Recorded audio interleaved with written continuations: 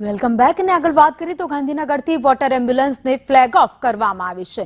મુખ્યમંત્રી અને કેન્દ્રીય જળશક્તિ મંત્રીએ ફ્લેગ ઓફ કરાવ્યું। મહાકુંભમાં વોટર એમ્બ્યુલન્સની સેવાઓ પણ આપવામાં આવશે।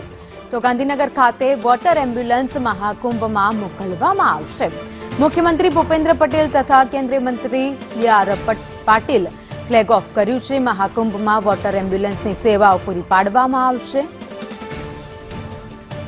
પ્રયાગરાજમાં મહાકુંભ યોજાવા જઈ રહ્યો છે।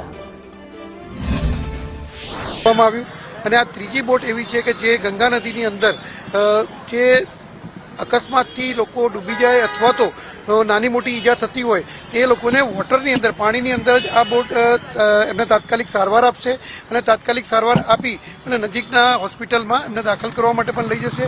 અને આ બોટનો અત્યાર સુધીમાં સેંકડો લોકોએ ફાયદો લીધો છે 2015થી અત્યાર સુધીમાં અને ઘણા લોકોને જીવતદાન